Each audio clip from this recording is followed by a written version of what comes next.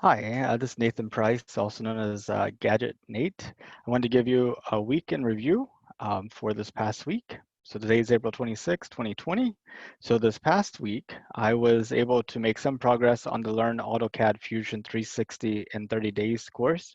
Specifically, I made a ice cube tray, and I learned how to sketch dimension, do the extrude cut, and use the rectangular pattern feature. Also made a hex nut and learned the polygon sketch, creating a midplane, mirror feature, and also how to make a hole. I tried also to create a complementary bolt, but wasn't quite able to make it compatible, so still more work there. And I learned a term chamfered edge, which is the straight edge on the bolt. Also made a bike handlebar with text. It says Mountaineer right there, and I made a miniature version so it would take less plastic to print. In addition to that, I did 7 countdown to the moon interviews. Yesterday, I interviewed Drishti, also known as Dinky. I had met her in Ujjain whenever I visited India for the first time. She's a relative of mine. She lives in India. She didn't know about NASA's 2024 landing on the moon plan, and I asked her about if other people might know about it, and she thought that most people were probably more interested in her local immediate concerns, and she thinks exploration is important. Also talked to Saif. He lives in Pakistan. He also did not hear about NASA's plans to visit the moon. He's supportive of exploration, would like to go if he could.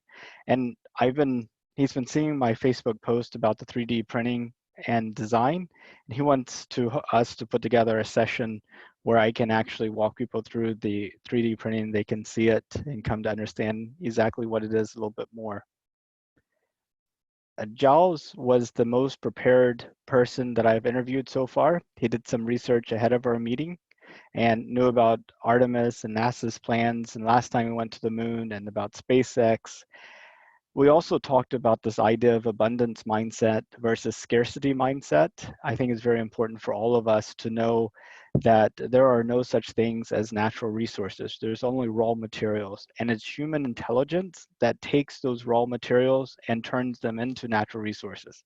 So every brain that we have working on this problem actually makes us all richer and better off. Now, not all of our brains are actually working on solving these physical problems. We seem to be sort of in a worldwide tug of war contest where we're all essentially netting out our capabilities against each other. What we need to do is to figure out how to use all of our capabilities against our in betterment of humanity and exploring the universe and uh, branching out beyond the Earth.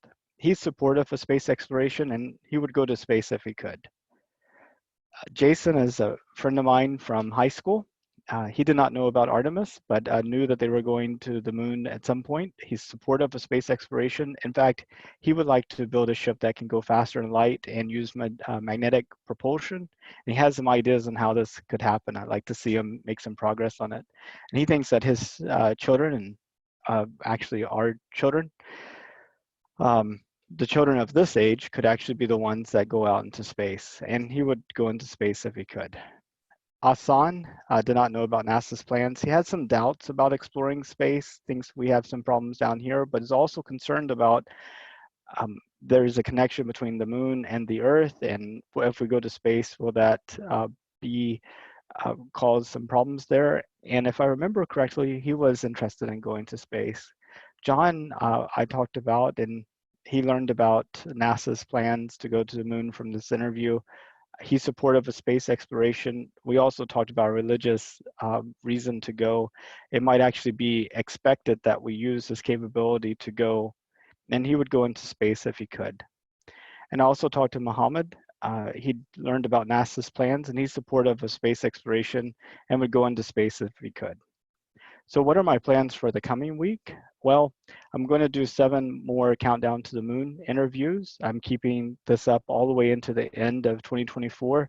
I did, as of today, there are 1,709 days, so I have 1,708 more interviews to do. I wanted to get back with the Learn AutoCAD Fusion 360 in 30 days. I had to take a break for some personal reasons, and it'll probably be Thursday before I can get back into the course.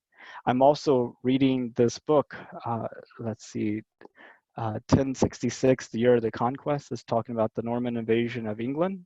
And it's been really fascinating to read about English life in 1066. So I look forward to telling you a little bit more about that book next week. Well, you go out there and make yourself and the world a better place. You can do it. You just have to take one step and then take another step and then take another step. And eventually you'll be so far along, you'll be amazed. Thank you again.